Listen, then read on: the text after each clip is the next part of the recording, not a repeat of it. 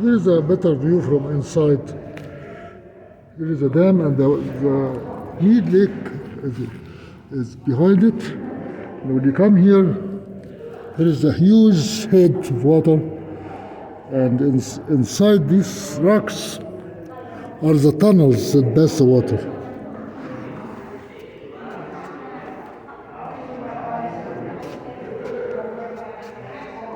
Look at from here.